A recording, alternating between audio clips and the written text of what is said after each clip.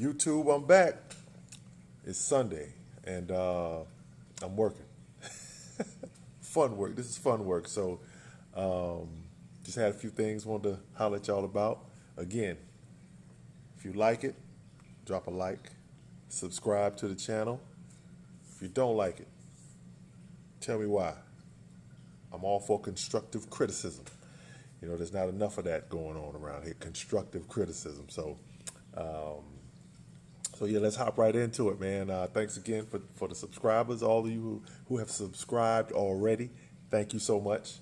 We'll continue to try to get better. I'm getting better. I'm a work in progress. So I appreciate you sticking with me while I'm trying to get better. All right. Today, New York Mets, repping the New York Mets. I was a big Rusty Staub fan back in the day.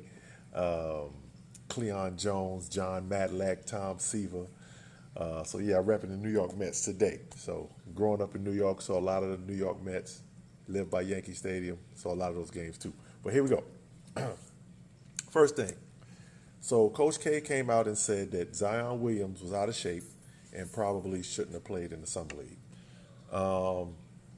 Yes, Zion Williams is out of shape.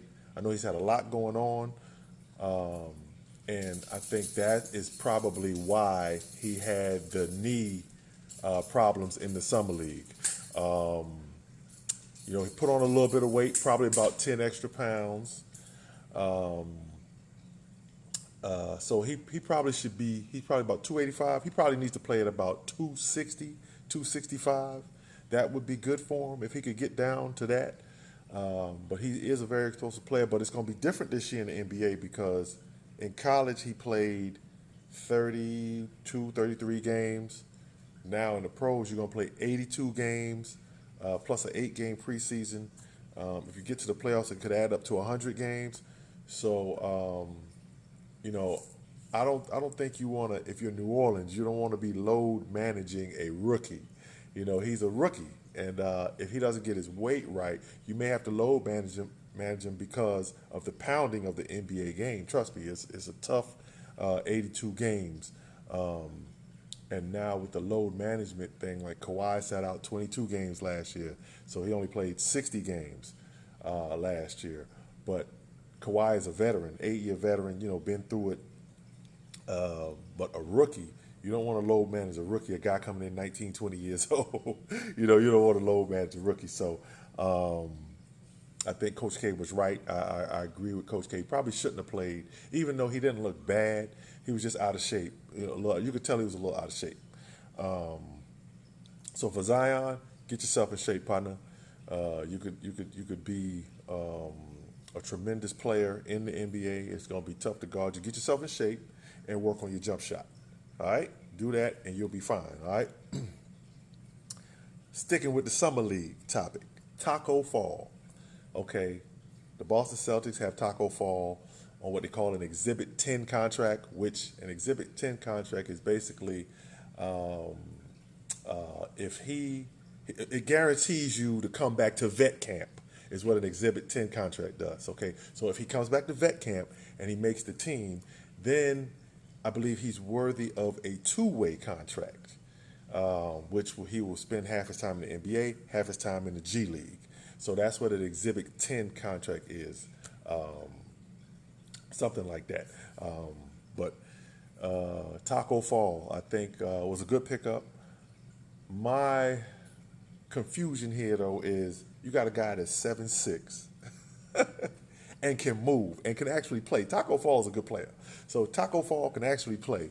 And it's like questions on whether he should be in the NBA. Has the NBA really changed that much to where you can't use a 7'6" guy? I mean, come on, man. What are these coaches thinking about? What are these GMs thinking about? You know, I mean, come on, 7'6" and can play. It's not like he's a guy that can't play, can't move. He's 7'6" and can move. I think he weighs like 310 pounds, but can move. If you ever get a chance, watch Taco Fall play. When UCF played in the NCAA tournament, they almost beat Duke simply because of Taco Fall, because he was so big out there. He was able to clog up the lane, change shots, block shots, and just be a force out there because you can't teach size. So my personal opinion, if you don't keep Taco Fall on your team, you must be nuts, and find a place for him, because in my opinion, good coaches find a way to use what you can do. Too much, you see coaches nowadays where they try to pick a player apart and see the things that he can't do. What about what he can do? And what Taco Fall can do is he can be a tremendous force on the defensive end. I know there are a lot of jump shots taken now, but he can get out on the perimeter and keep guys from, he's so long, he can keep guys from going around him and still affect his shot at 7'6", all right? So NBA, Boston Celtics, let's find a way to use Taco Fall in the NBA. Not the G League, the NBA. He might want to get some fine tuning every now and then with the two-way contract, but find a place for Taco Fall if there's some good coaching there. You know what I'm saying? All right. Next topic. Serena Williams. Okay, she lost her match to Halep, Simona Halep in Wimbledon.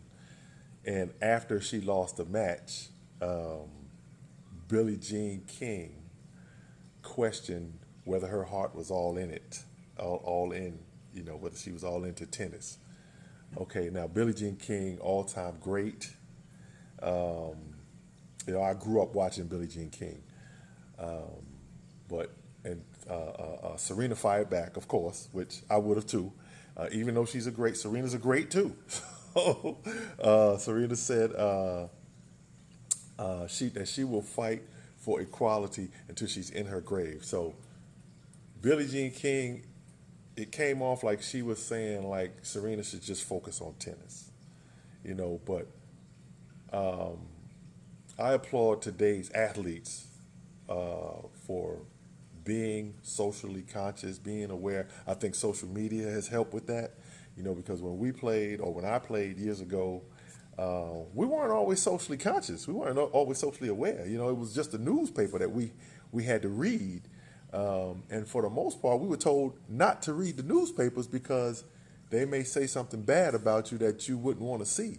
So for the most part, we didn't read the newspapers. So now you got all this social media stuff, so it's a lot easier for athletes to be socially conscious.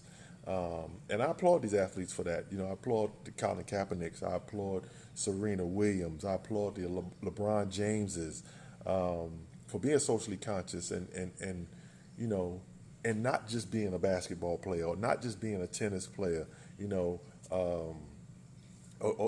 just being a football player, using your platform for positive, for being something positive. And I just think that, Billie Jean King, I don't think she should have probably came at Serena like that because, Billie Jean King, I believe, is gay. So she has certain rights that she's going to be fighting for. And she was fighting for those rights, as I remember, when she was playing tennis. And Serena, she's a black female. And, she's fighting for equality for women and for black women on a whole. So,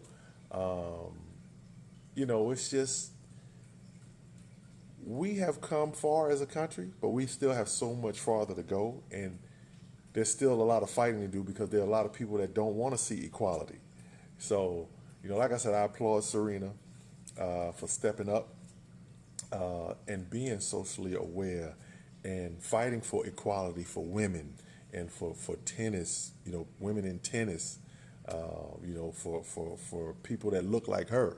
So, for me, Billie Jean King, come on, you fighting for something too. So just, come together and fight together. And if somebody else, you can't tell someone else how to live, is what I'm saying, basically. So I'll leave that at that, okay? So the next thing I talk about, my man Ezekiel Elliott. So Ezekiel Elliott has said that he is being extorted by the security guard that he pushed in Vegas because initially the security guard didn't press charges. So he said that all he wanted Zeke to do was make an apology to him. So I guess Zeke made the apology, but the security guard didn't feel like the apology was authentic. He said Zeke didn't look at him and Zeke just kind of gave him a BS apology. So now he wants to press charges. All right, now, as far as that goes, I don't know about the extortion, but either you're going to press charges or you're not. You know, we got the video, you're going to press charges or you're not. Now, when you come back and say something, you know, decide, I mean, it looks like you're trying to give them a break or what have you, and you decide, all right, well, this is Ezekiel, I'm going to give him a break. Don't give him a break.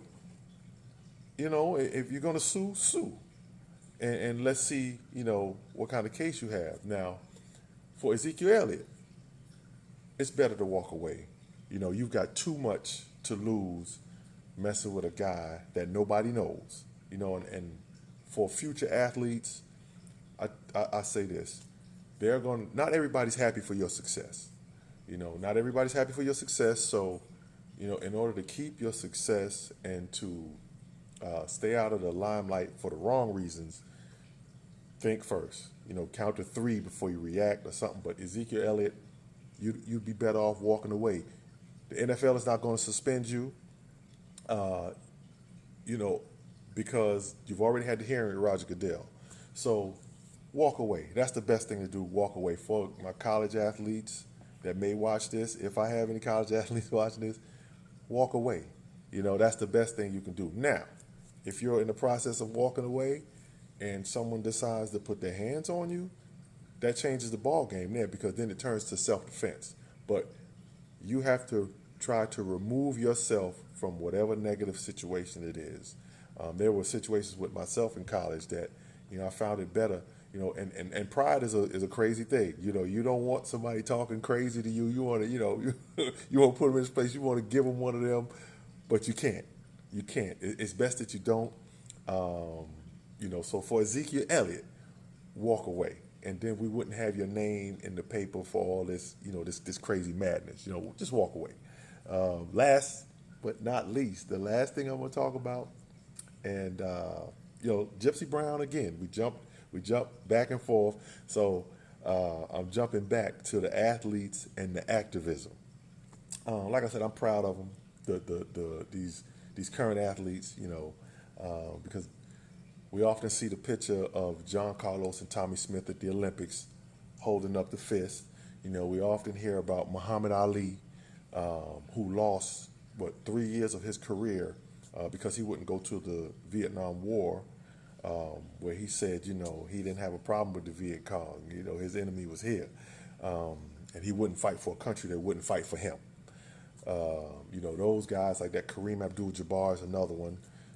Jim Brown was also an activist when he played. He actually retired early at the prime of his career, probably like 7 years in, I believe it was. He retired. You know, Kareem went on to play like 20-something years, but, you know, being an activist, of course, has its price. You know, Colin Kaepernick lost his career fighting for others, you know, because people made it about the flag when he said it over and over, that it was not about the flag, it was about the racial injustice and inequality that was going on, which was very obvious. You know, I can tell you from my own experience, I can remember when Rodney King, I was playing with the Lakers when Rodney King got beat up by the police, and you know, I knew that was a slam dunk because it was on video. Then when it came back, you know, they moved the trial to Simi Valley, and it came back not guilty. And I was out in LA when the riots went on, and it was just like, you know, like unbelievable to see that you got the video now and you still can't get a conviction. So, you know, I applaud the athletes that are past and present, you know, like Serena Williams, like I said before, like LeBron James, you know, being activists, it's not easy, and everybody's not built for it. You know, everybody's not built for it, so you wonder why certain guys don't say anything. Like I've heard Michael Crabtree say, you know, they asked him about some of the being an activist, and he just says simply, "I'm not built for it." So, you know, I can't be mad at a guy that admits he's not built for it. So everybody's not built for it, but I do applaud these guys for being socially conscious, speaking for people that don't have a platform, and you speak for them. Is awesome. And a lot of these so-called Christians, not getting on anybody's religion or nothing, but I've heard of a verse in the Bible where it says, "To whom much is given, much is required." So a lot has been given, or you're blessed with a lot. So God expects a lot from you. So not to get all religious on you and stuff like that, but just saying. I'm just saying. But anyway, that's it for me now. It's quick 15. I try to give you quick 15 minutes. Again, if you like it, cool. If you don't, cool. Let me know in the comments. Subscribe. Tell your friends. I'll get better as it goes. You know what I'm saying? This is new to me. So I just like to chop it up. So if you have any questions or comments, please leave them at the bottom. I'll get back to you. I'll answer them. I'm a pretty approachable guy. So again, at the end of this, I got to give you something positive. So always be nice and make somebody smile. Make somebody smile and be positive. Always take a positive out of a negative situation. All right. So that's it from me, Gypsy B or Gypsy Brown. All right. I'm out. So peace. Have a blessed Sunday. All right. Later.